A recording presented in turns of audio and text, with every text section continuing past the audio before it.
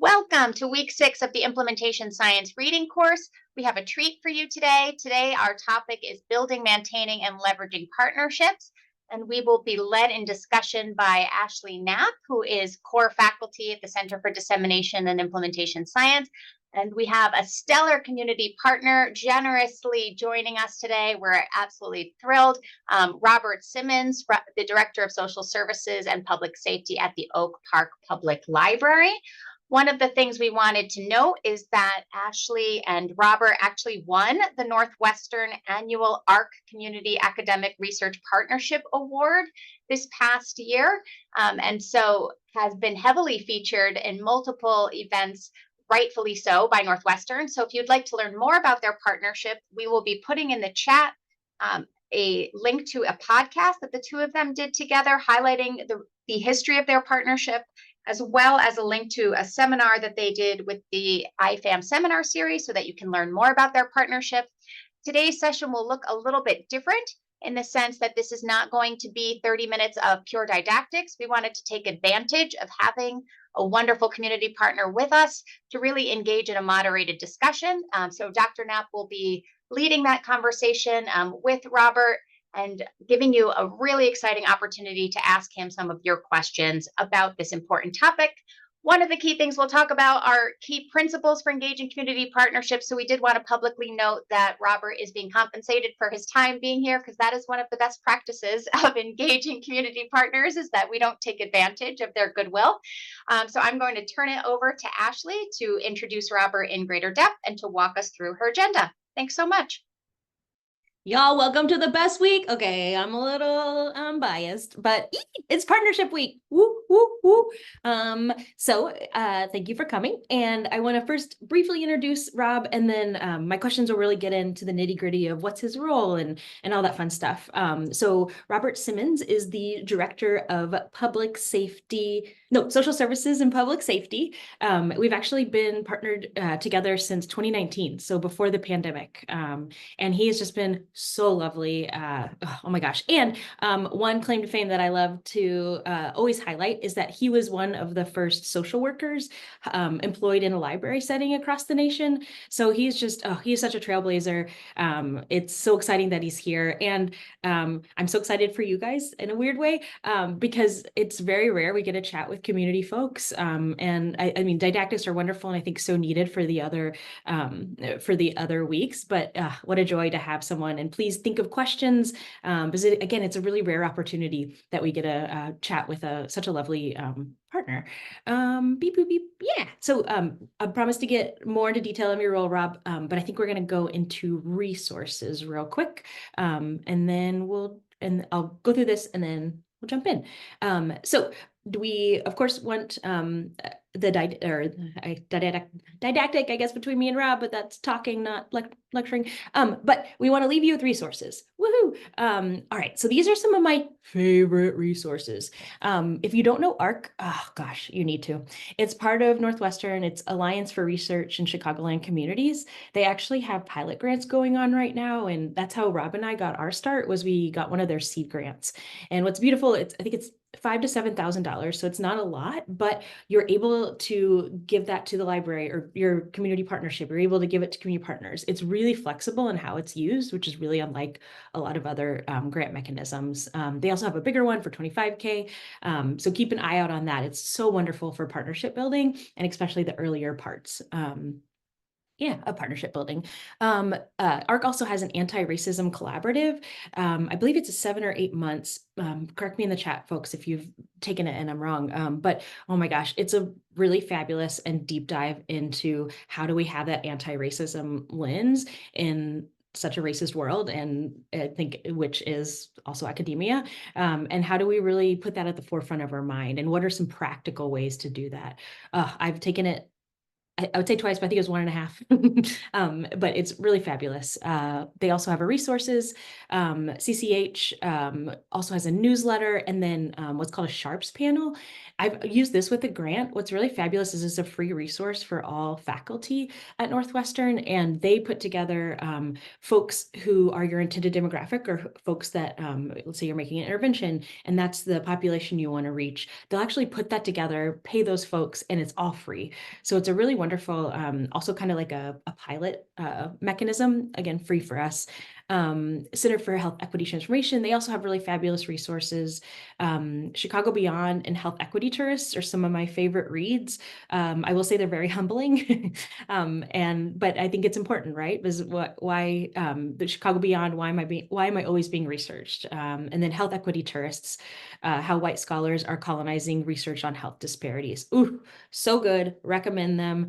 And then a couple others. Beep beep beep beep. Grant Foundation resource, and then CCIS. Yeah, so just wanted to make sure that you guys had resources. That was pretty quick of me to go through. I'm happy to answer any questions, but just click the links too, and yeah, have fun. Cool. All right, so I think we're gonna go into the Q&A, and I think we can actually put the PowerPoint down if you guys don't mind, and then we can put up the questions. Yeah, so we can see all your beautiful faces. Hello. Okay, so Rob, could you please tell me a little bit about your current role? Sure. So in 2016, I started my role here as one of the first social workers in the country to provide and really integrate a social services model into a public library system. We decided to hire a social worker back in 2016 because we were really having some challenges with serving people experiencing homelessness, but also we're experiencing extreme mental illness, particularly around opioid use disorder. And that was just really being exhibited with a lot of challenging behaviors, things of that nature. And our model initially resembled Denver Public Library's model, so like more of a community, I would say, resource hub to connect people to resources. And we've grown in 8 years to a pretty comprehensive public safety and social services model where we work with about 37 organizations in the Chicagoland area. We partner with Rush Medical Center, so they provide direct clinical services, free mental health assessments, and short-term therapy to our patrons, which is fantastic. I've been working with Ashley for 5 years. We're working on digital mental health tools and really addressing, I would say, digital resources for marginalized groups. And I will tell you that the partnership has been wonderful. And I'm also just happy about all of the work we've been able to do in the past 8 years. It's been hard work, but we've been intentional to make sure that our library is, really serving everyone that walks through our doors. And could you say a little bit, and I can chime in too, but how we met, and then kind of the fit whenever we were chatting about it and all that fun stuff? Sure. So we met, so Ashley approached me 2019, early 2019. At that time, we had just started our partnership with Rush Medical Center. This is pre-COVID, of course. And we had at the time, and we're back to in-person, services as well. But at that time we had, and we do now, it's currently on-site clinician at our main branch. She was here from 9 a.m. to 2 p.m. And we were able to really start connecting people in an expedited manner to the much needed clinical resources. We really needed that resource and support. So when Ashley approached me, she was aware of that, partnership with Rush, and really, proposed a partnership to really provide some digital mental health resources for our teams, which I was very excited. That is something that our community, we did community assessments, and we heard loud and clear that our community really wanted us to provide resources and services for teens, particularly around mental health support. Our library is very involved with teen engagement, and a lot of teens come here after school, really middle school and high school teens particularly. And it was, in talking further with Ashley, it was a perfect fit.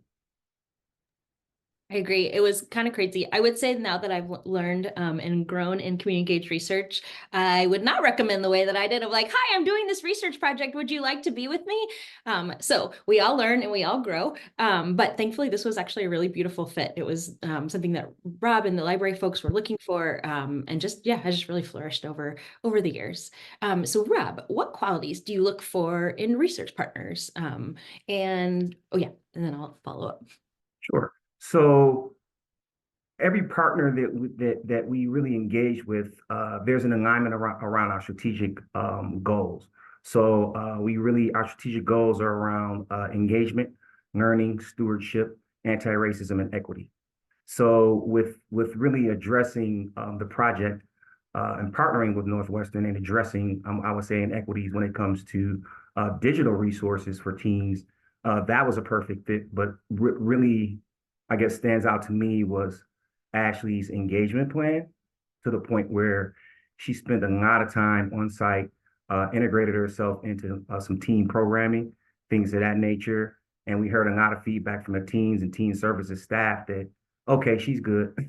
She's awesome. She's engaged. We would love to work with her, to the point now, 5 years into our partnership. And I mentioned yesterday that, there are some people here that think that Ashley is a staff member. Those things are important, and also the humility. I've always felt that she was inquisitive, humble, really wanted to know our culture, and also making sure that her work was really helping our library and our community. So those are characteristics and things that has really helped with the sustainability of our partnership for 5 years. That's a long time to partner with someone, but we've been able to really do some groundbreaking work. But we're going to have a digital tool and something for our community to have at the conclusion of the partnership, which is very rare with research from my experience. I think a lot of times researchers kind of get the information, data, things that they need, and there's kind of a lag, or sometimes not really an outcome for the community, and that hasn't happened for us. So I'm very, very thrilled about that. Yeah. And if you're like me, you'll be like, okay, Ashley, but what did you do? Like, what are the tangible things? Because that's how I learn. So with the engagement that Rob talked about, teens actually, so the library shut down its main branches, but they were still virtual. So they had a social justice group where teens, and in particular Black teens, met and oh gosh, it was so cool. They did their own research, and then they did town hall meetings on different issues, I'm trying to think of injustices in the prison system, and things like that. So I would log on every Wednesday at 7 p.m. And for, I think, 6 months to a year, and really got to know that first cohort of teens. And those were a lot of our first interviews too, because I had cultivated that trust and really got to know them. And then the humility piece, always so hard. One thing that I was trying to really keep at the front of my mind is I was the only white person in that group. And so is my white presence making it not a safe group?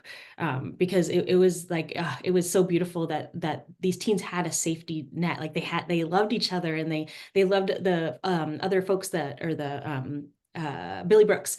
He was the social activist that led it. So I think I would try to really be cognizant of, am I even making this not safe by being here? So those are kind of the thoughts. And I think I actually brought that up to Stephen Jackson, who was the teen manager at the time. And he's like, oh, Billy would have told you. I'm like, okay, cool. Glad we're all on the same page. But just some tangible kind of things. Also writing letters of recommendation, I found to be really helpful, of the teens that you work with. And I'd love to, you guys have, I'm sure you've done this. So maybe put in the chat ways that you've engaged, that you found really helpful or gotten good feedback on. Cool. Awesome. Beep, boop, beep, boop. And let's see, what roles, and this is kind of a broad question, but what roles do we each play in the collaborative, or in our collaboration? Yeah, and I can help with that too. It's kind of a broad question. Sure. So I think for our organization and for us is to make sure we've never referred to the research or community research, I would say, project, or or focus is, we don't use research here. So it's just always been, this is a partnership and a project, where we are really looking at you know, the impact of anxiety on teens, things of that nature. And we want to build something really cool, majority teen led, to really build something cool so teens in our community can use it. It's that's important. Also, for us as a role is being really flexible. I think that being, you know, making sure not only that we have a synergy and an alignment with our, you know, strategic focus of Northwestern and also our library, but also making sure that, you know, we had to, think about space, how to really implement and integrate the project to make sure that we had space, engagement, just a myriad of things that we had to really consider to make sure that the operationalized component of it was in place and we could really, move forward. Particularly, that was important because COVID hit pretty much right away for us. So I'm just going to give you a quick example. We were lucky enough to have technology in place, mobile devices, hotspots for participants, and we were able to pivot into a virtual format relatively quickly. So just being able to be fluid and also thinking about just our strategy of operationalizing things where it really wasn't a huge burden on our teams to participate, but also our staff. Yeah, and I would say we also had a lot of conversations around that. To plug it back to implementation science, we had a lot of conversations of, okay, what would there be a budget to maintain a digital intervention later on? So, and for me, it was like, okay, Rob, where does funding for the teen services come from? Learning that a lot of it's property tax. And so I think we had a lot of these early on conversations, and I really encourage others too, of really thinking of when you pull out a research, how the heck is the intervention going to survive without research? So where are the funds going to come from? Who's going to manage it? And I will say, I'll give a shout out to Amy. She shared a recent questionnaire with me on implementation science. A lot of CFR questions on the website can get at these. I can also give you guys some examples, but just having these early conversations, I think, was really helpful to, I think, like Robert said, or Rob, to operationalize and think what are the actual possibilities rather than what we think in our ivory tower would work in a library. So we did a lot of pivots, and I think flexibility, just to go off of what Rob said too, of we pivoted from creating ours from scratch to now joining up with Jessica Schleider on SSIs, or single session interventions, because like our data from teens, it was such a beautiful fit. So we had that flexibility. And then the ones that we chose were really guided by teen interviews and teen design workshops. So just from a researcher perspective, I think, again, having those early conversations, because we as researchers are real good at not thinking about this and thinking about the next grant and then pulling out, and sometimes leaving, or a lot of times leaving the community worse off. So I just really encourage folks to have these early conversations. Okay, I'll get off my soapbox. Boop, beep, boop. Yes. Oh, and then Rob, I remember we were going to talk about challenges. So what are some of the challenges that you and I have experienced and kind of worked through? And I won't leave you hanging on this one either. Oh, not at all. So we have been very fortunate not to have a lot of turnover with staff here. So through the 5 years, we've had 2 managers, teen services managers. So Stephen was the teen services manager in place when we first initially started. And in the past, 2 years now, Latanya has been the teen services manager. She's been wonderful to work with. She pretty much hit the ground running as far as making sure that the engagement, the kids, the recruitment, meeting with us. We meet with her regularly, and she's just a great colleague, but a partner to make sure that we can really, continue this partnership and see it through. That we're very fortunate not to have a whole lot of turnover. I know that can be really challenging for some organizations as far as the turnover component. And also a challenge as well is making sure that we have enough kids engaged in the process for 5 years. So I would say we've had, this is our second or third generation of teens. They've been wonderful throughout the whole process, each cohort of teams.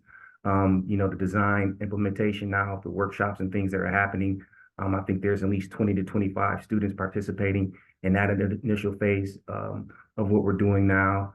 I would also say again our library system fortunately has a lot of resources when it comes to technology. Space is very important, things of that nature. And, those things can be challenging as well at times. It's making sure we have enough space, safe spaces, confidential spaces, things of that nature. And we've been able to work through and be really fluid in making sure that our spaces are, really, I would say, appropriate for the type of work and engagement that we're doing. And then also, I would say with the funds that have come with the grant, we've been able to do some really cool things as far as stipends, things of that nature, and those are good incentives for participants. Of making sure that, hey, we appreciate your time, your willingness to participate, and we've gotten a lot of great feedback from that as well. And then I would say one more thing is that our staff are phenomenal. They've been willing to actually interview a lot of staff about how their role is and what their role is in our organization, but also how they are experiencing working with teens that have anxiety. And this is throughout different departments, not just the teen services department. So having that buy-in from staff and then also our executive director, we had great conversations with David initially too. So those things can be challenging as well sometimes. It's not really having buy-in from staff.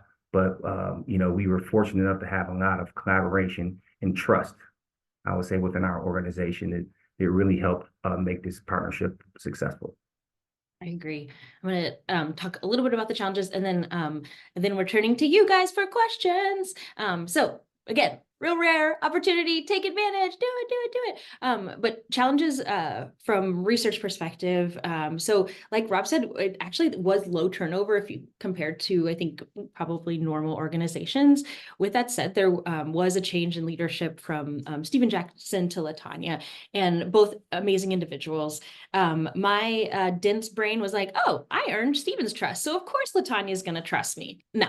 I need to earn her trust, and I had to earn her trust. And so I think that's something that was a really good lesson learned. And then the other is there's so many new cohorts of teens. So I think Rob said, like, we're at our third cohort, and I'd be like, oh, I earned the trust of these teens. Well, they're in college now. They're not talking to these teens. Like, I have to earn trust again with these teens. So I think for me, I've grown a lot and messed up a lot and apologized a lot. But one kind of lessons learned is, we just have to keep showing up even when there's turnover.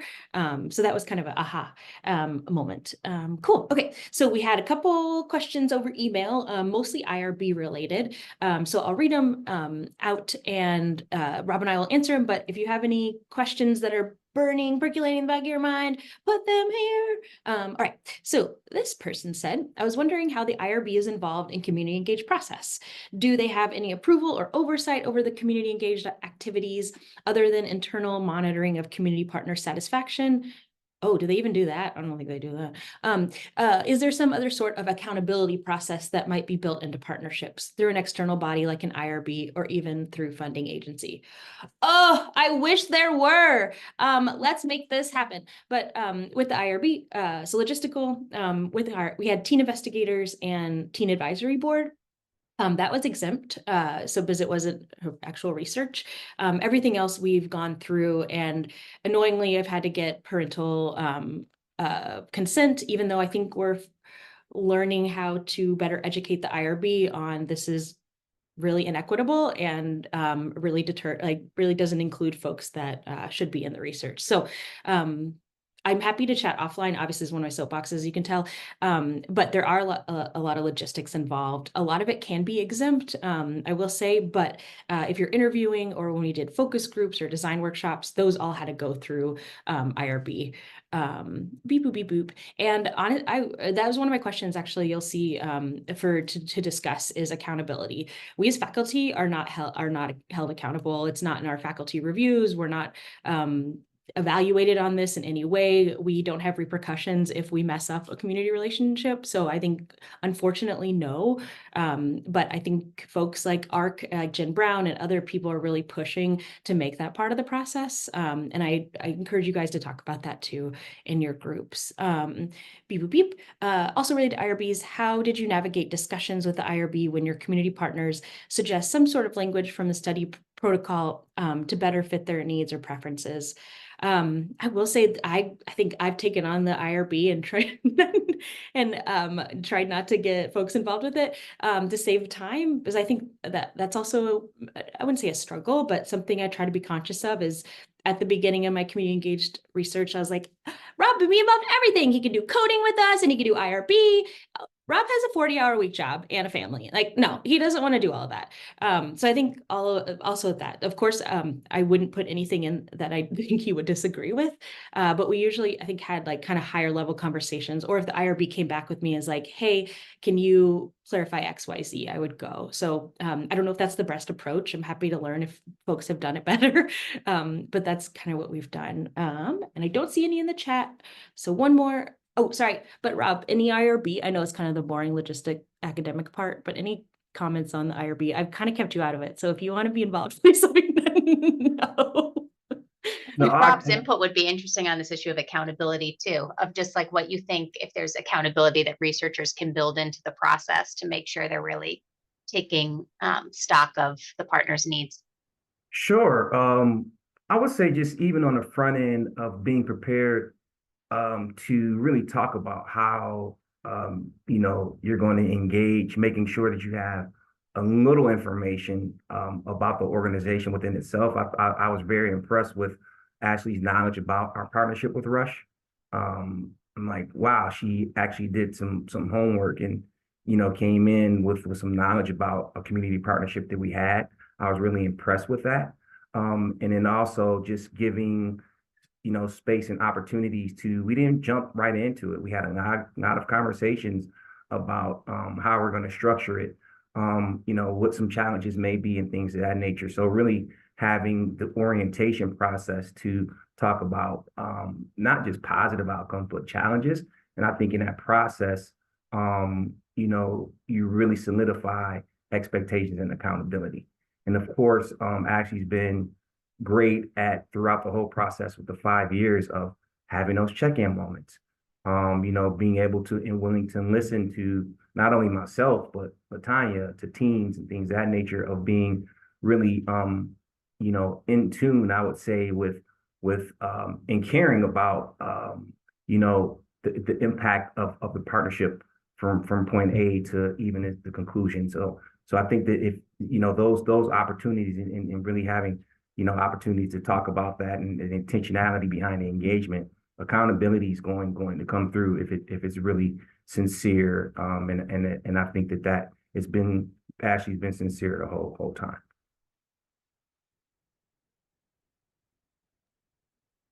And we got a question in the chat. Woo! Okay. I have a non-IRB question. Yes, please. If that's okay. Of course. Ashley, you mentioned that in retrospect, you initially reached out to Rob in the wrong way. What would you recommend instead? And then Rob, I'll let you answer first, and then I'll say, Rob, how do you think folks should balance reaching out with tangible outcomes in mind while also leaving lots of room for flexibility? Do you want me to, do you want me to answer first? Because then Sure, you go and then I can. Okay. So I would say this doesn't always happen. This is kind of like what I reach what I'm reaching for, what I'm striving towards. I think what would be the right way, I hate that though, not right, wrong. What would I think be the best equitable relationship would be coming to an organization, learning about what are their needs, what are their strengths, what intervention would be good, and then going from there, rather than me coming with an intervention and being like, Rob, do you want to partner with me? But really making it more equitable and just having shared goals and writing grants together. Again, this is kind of like pie in the sky, but yeah. And so Rob, love to hear your feedback. Sure. So, what was helpful for me is that, of course, with the grant, and there were some clear objectives that, needed to be achieved. However, I always heard from Ashley is that, if we have to pivot, with some things, then we'll have to do that. Not, you know, we have to be fluid, you know, with the process. That caused me not to freak out about being with just such a, I would say, you know, a focused, non-flexible partnership, because I wouldn't have wanted to do it. I think that, like, you know, she was really good at here are some objectives, and this is why, and explaining it, but also making sure that, you know, again, through the process, we're going to learn. I was very, you know, taken, you know, to a positive place and willing to partner, because I knew that, you know, we would be able to be heard. There's flexibility, and those things for me were important as well, because it wasn't kind of a one-way conversation. It was a true partnership. I felt like we would be heard, our organization, we'd be treated with respect, with just the language she used when it came to you know, objectives that needed to be achieved, and then also things that we you know, have flexibility to pivot on if certain things weren't working. So I hope that that's helpful. And I think we're about into group time, but I'll say just kudos to Rob too on the flexibility. I think you guys on the call know how rigid research is and how much my program officer was breathing down my neck about what I wrote 5 years ago. So I think there's also just this, what does the community want, and what am I learning that I need to change? And then what's really rigid about NIH? And I'm happy to chat about that conversation. A lot of awkward conversations I've had, but happy to have that. I hope in the future we'll have a more equitable grants, and I just encourage you guys to keep pushing and yeah, do the good fight with us. All right, so here are my favorite questions. I have other ones, but one of the questions is tied to the Goodman reading. So just, where does your current research fall on the continuum? Where would you actually like it to be if it's different? And then, as you guys know, my soapbox, as we begin to shift this paradigm from top down of just really research focused to a more, or how do we do this? How do we begin the shift in academia to a more balanced relationship? Why is it important even just to do community engaged research?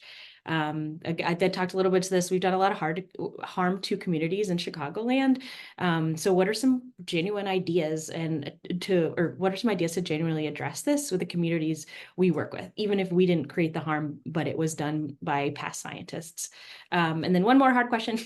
We're not, and I think we spoke to this a little bit, we're not, as faculty researchers, we're not incentivized to do community work. A bunch of examples I provided there, and we'll also put this in the chat. But again, what are some ways to begin to shift academic thinking or academia thinking on this? So mostly it's just me pushing and these discussions and wanting to have them with you guys. But I hope your discussions are fruitful. Rob, you're amazing. Thank you for taking the time and being with us and just being so transparent and honest. You're amazing. And thanks everyone. And thanks for the questions, Ariel, in the chat, and folks that emailed. Really appreciate you guys and happy discussing. Thank you. Thank you so much to Ashley and Rob, especially to Rob for joining us for this opportunity. Your perspective is just incredibly valuable. And we will be putting you all in your breakout groups. So when you see the link, please accept the invite to join your breakout and enjoy your discussion. We'll see you all in 2 weeks. Bye, guys. For implementation science process. Woo-woo. Bye, Rob. Thanks again. Have a great